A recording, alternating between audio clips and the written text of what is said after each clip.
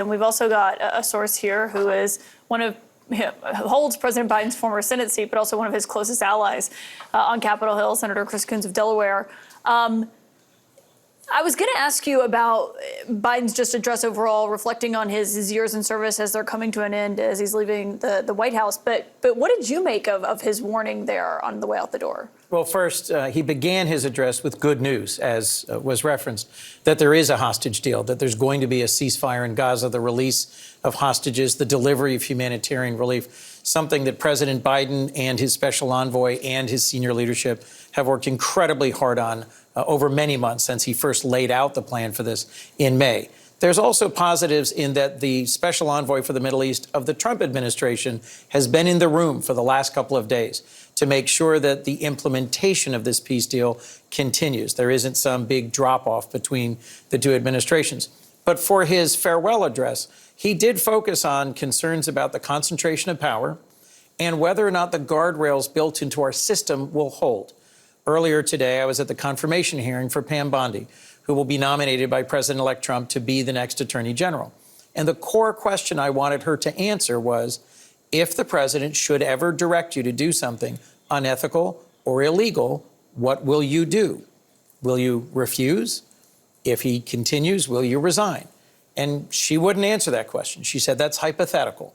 And I said, you might want to ask former Attorney General Bill Barr or former Attorney General Jeff Sessions, both of whom got crosswise with the president, did things he didn't approve of, didn't follow orders that he gave them, and he fired them. Yeah, and Bill Barr, I should note, voted for Trump, though, in this election. He told us that when he was sitting in that seat.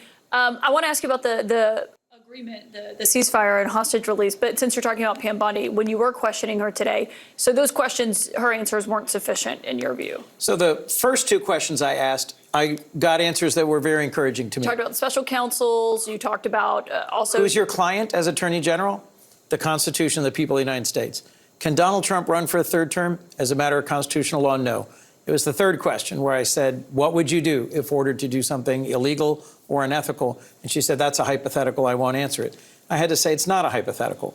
Does that affect whether or not you'll vote for her? It does. And I'm going to go back and look at the transcript of the hearing. I'm going to reach out to her and see if we can get any further clarification. But for me, that's a critical question. Will she stand up if the situation calls on it? And prove the independence of the Department of Justice is more important than loyalty to a candidate she strongly supported. But a key guardrail in our system is that the FBI and the DOJ are independent. So are you a yes or a no right now, or you haven't decided? I'm a no right now, okay. But I'm going to go back and review the transcript. I am trying to be fair, and I'm trying to give her a reasonable shot at earning my vote. But I was not satisfied by the end of today's hearing. And on that Middle East deal, President Biden spoke with Prime Minister hours before he came and gave this speech tonight. It was a warm call, we were told. They've had some not so warm calls. Yes. Trump is saying that this deal only could have happened if he won. Given Biden himself acknowledged this was roughly the same deal that was on the table back in May, do you agree with that, or how do you see that? Look, I think Joe Biden and his core team, President Biden, deserves credit for months and months of disciplined, determined effort to get this deal done. Whether or not it was the election of Trump that was required to get Netanyahu to ultimately agree to a deal, I think we'll let history debate. Do you have faith in the Trump administration? Because they're really going to be the ones implementing this deal and what this is going to look like. And we've heard from the State Department praising the Trump team for how they work together. I mean, Biden himself said they worked together as one team. They've worked well, and I think the handoff is going well so far. For example, the conversations between Jake Sullivan, the current National Security Advisor, and Mike Waltz, the incoming National Security Advisor, with regards to the situation in Lebanon or in Iran or with the Houthis across the Middle East, generally going well. We are stronger when our adversaries see that there aren't huge gulfs between one administration and the next. One of the core unanswered questions is what's going to happen with Ukraine. One of the key pieces of President Biden's legacy is that he rallied more than 50 countries around the world to come to Ukraine's defense and push back against Russian aggression. Yeah, we saw Senator Marco Rubio testifying about that today. We're going to share some of that today. He's Trump's candidate for Secretary of State, obviously. But on that moment tonight and seeing Joe Biden at the Resolute desk delivering his final address from there, final primetime farewell address, in the room was the First Lady, Jill Biden. You can see her there. And also Vice President Harris, the second gentleman, Doug Emhoff, seated there listening to that. He gave a shout out to Harris and likened her to family and was saying how much that means to him. That's obviously notable because there's been some tension between them given how the 2024 race was shaking out. But on Jill Biden and looking at this, she had a quote today to the Washington Post about Nancy Pelosi's role and Biden getting out of the race.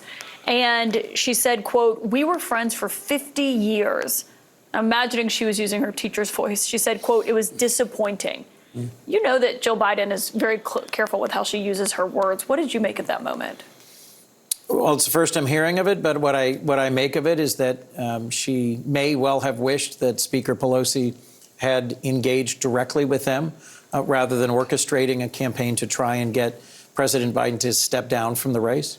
Ultimately, it was the right thing for him to do for his candidacy, for the country, for the party. But I do think there were some hard feelings about how that happened. At the end of the day, what matters most is that today, tonight, in that speech and in our conversation, I'm reflecting on the remarkable things that President Biden got done. He ran on bipartisanship. He spoke at his inauguration about working across the aisle. There were lots of folks who thought he wouldn't be able to get much done in a badly divided Congress, inaugurated just 2 weeks after January 6th. And in the end, he signed into law bipartisan bills that did more for infrastructure, gun safety, investing in veterans, rebuilding manufacturing than any president in decades. It's a really strong record of accomplishment. He's leaving office despite that with an approval rating that matches when it was at his lowest. It's actually pretty close to what Trump's was after January 6th when he was leaving office. Numbers go up and down, approval ratings, as you know very well as a politician. But do you think that record will be viewed differently in the years and decades to come? Absolutely. I think his record will be viewed more and more positively as the impact of what he's done and as the reflection of time makes possible a clearer-eyed view. Every national leader around the world has been sinking in the polls in approval ratings since the pandemic. Every American president from Bill Clinton on has left with a lower approval rating than they started. What I think history will look at is his hard work to stabilize our country, make it safer and stronger at home and abroad, and his remarkable record of legislative accomplishment. When Harry Truman left office, his approval ratings were not very strong. Over time, people have seen more and more the critical decisions he made, the ways he laid the foundation for decades of security and prosperity, and I think the same will be true with Joe Biden. Senator Chris Coons, thank you for joining us Thank you, tonight. Great to have one of the closest confidants of President Biden here for that speech.